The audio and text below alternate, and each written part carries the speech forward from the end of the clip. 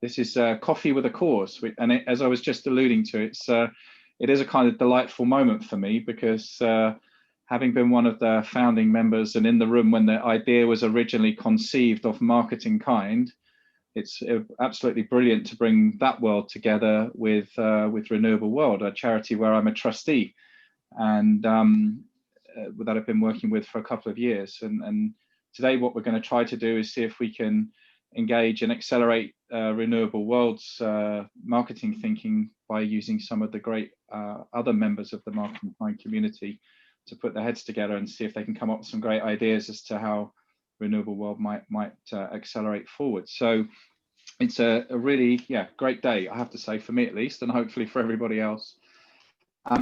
I first met Marie and Matt about 2 years ago. Their charity is based in Brighton, and I know at least one or two of the people who are going to be on the call today live and work in Brighton. That's been my hometown for the whole of my life, pretty much. And there were two things that really attracted me to support them as a trustee when I first met them.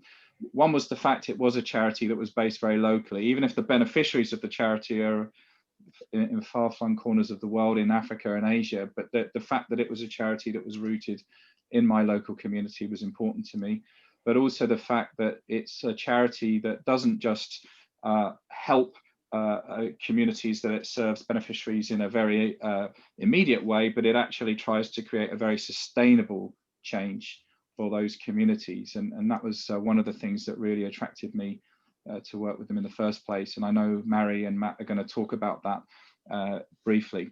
So already our communities are seeing changes in rainfall pattern, which affects farming, which affects income.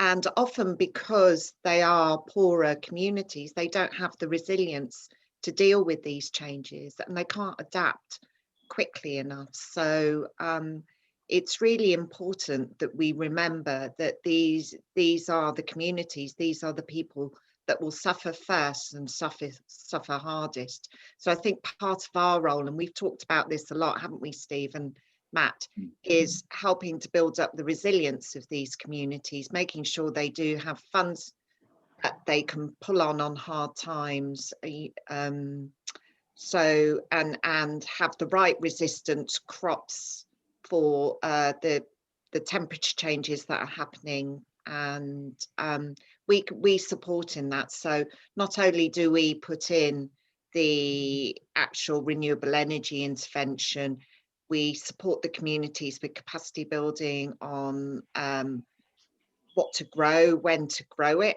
how to grow it, and other interventions. So yeah, it's really, really interesting and really important that we remember that we're not going to be the ones that are hit by this. It will be others in developing countries, in southern countries, that will be.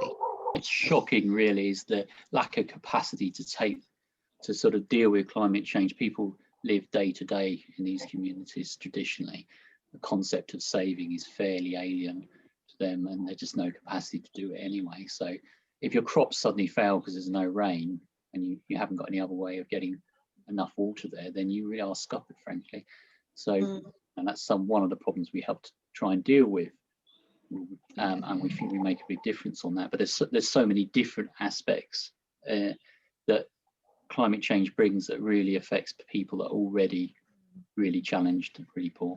Yeah. A good example, just quickly, is a water source that might dry up in one of the communities that we work with, and that means that women have to walk half an hour further, but that's 5 or 6 times a day with 20 litres of water on their back. So that makes a huge difference.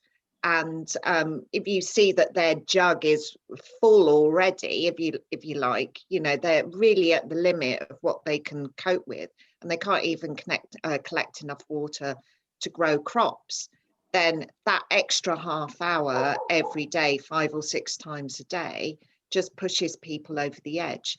So when we install solar water pumping systems, for instance, and the water comes directly into each household, that makes a massive difference and helps people adapt to climate change.